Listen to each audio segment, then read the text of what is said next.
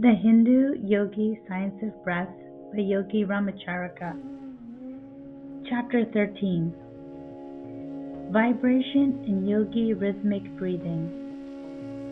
All is in vibration. From the tiniest atom to the greatest sun, everything is in a state of vibration. There is nothing in absolute rest in nature.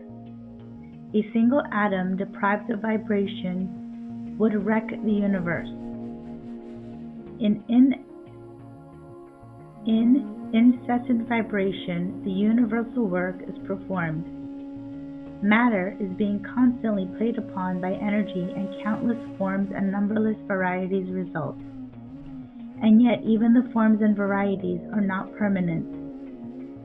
They begin to change the moment they are created, and from them are born innumerable forms, which in turn change and give rise to newer forms, and so on, in infinite succession. Nothing is permanent in the world of forms, and yet the great reality is unchangeable. Forms are but appearances.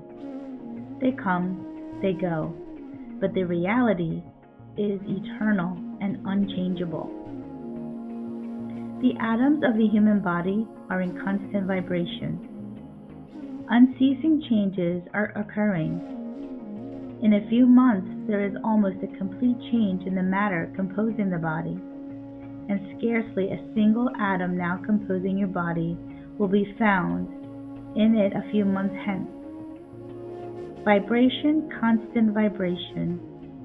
Change, constant change. In all vibrations is to be found a certain rhythm. Rhythm pervades the universe. The swing of the planets around the sun, the rise and fall of the sea, the beating of the heart, the ebb and flow of the tide, all follow rhythmic laws. The rays of the sun reach us. The rain descends upon us in obedience to the same law.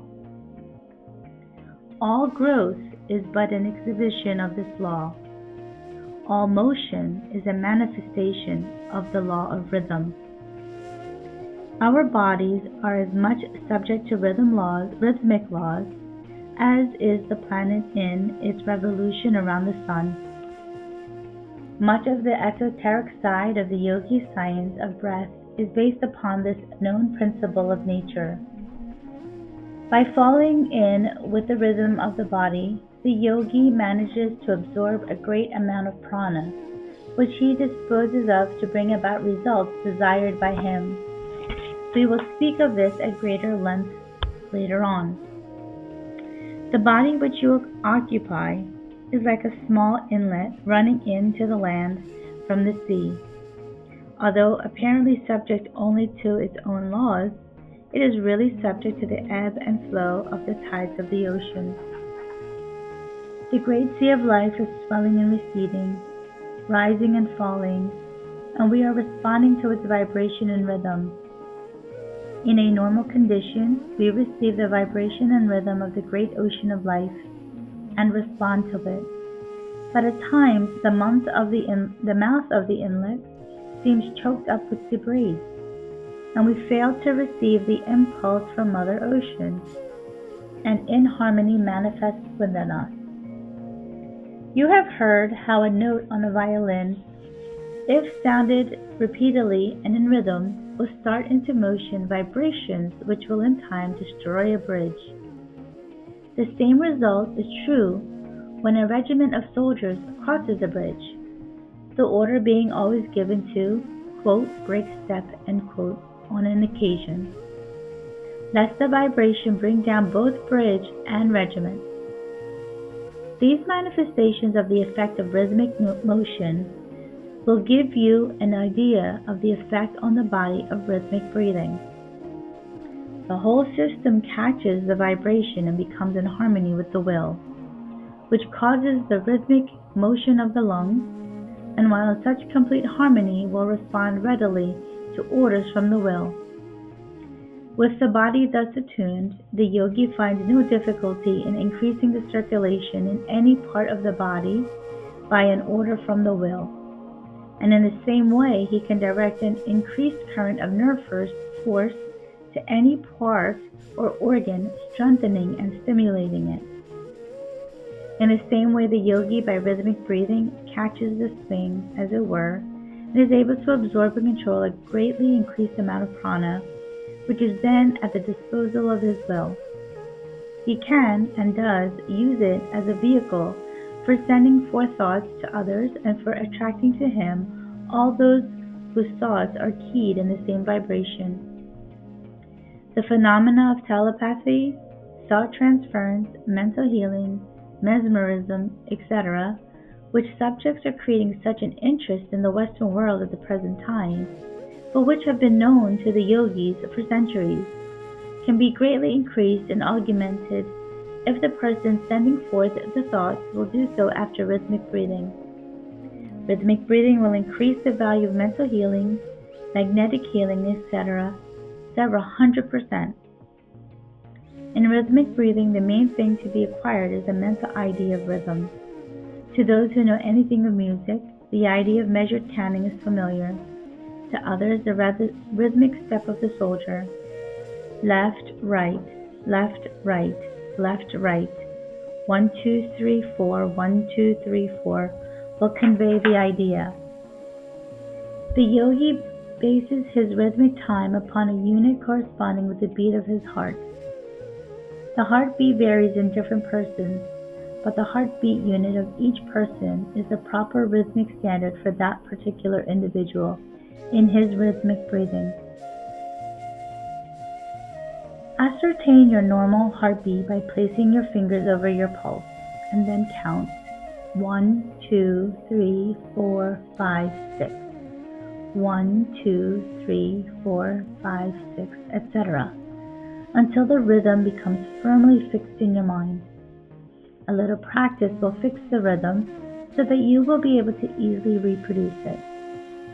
The beginner usually inhales in about 6 pulse units, but he will be able to greatly increase this by practice. The yogi rule for rhythmic breathing is that the units of inhalation and exhalation should be the same, while the units for retention and between breaths should be 1/2 the number of those of inhalation and exhalation. The following exercise in rhythmic breathing should be thoroughly mastered, as it forms the basis of numerous other exercises to which reference will be made later. 1.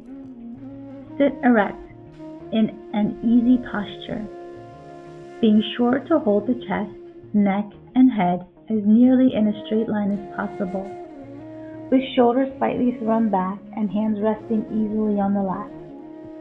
In this position, the weight of the body is largely supported by the ribs, and the position may be easily maintained. The yogi has found that one cannot get the best effect of rhythmic breathing with the chest drawn in and the abdomen protruding. 2. Inhale slowly, a complete breath, counting 6 pulse units. 3. Retain, counting 3 pulse units. 4. Exhale slowly through the nostrils, counting 6 pulse units. 5. Count 3 pulse beats between breaths. 6. Repeat a number of times, but avoid fatiguing yourself at the start. When you are ready to close the exercise, practice the cleansing breath, which will rest you and cleanse the lungs. After a little practice, you will be able to increase the duration of the inhalations and exhalations until about 15 pulse units are consumed. In this increase, remember that the units of retention and between breaths is 1/2 the units of inhalation and exhalation. Do not overdo yourself in effort to increase the duration of the breath, but pay as much attention as possible to acquiring the rhythm, as that is more important than the length of the breath. Practice and try until you get the measured swing of the movement, and until you can almost feel the rhythm of the vibratory motion throughout your whole body. It will require a little practice and perseverance, but your pleasure at your improvement will make the task an easy one. The yogi is a most patient and persevering man, and his great attainments are due largely to the possession of these qualities.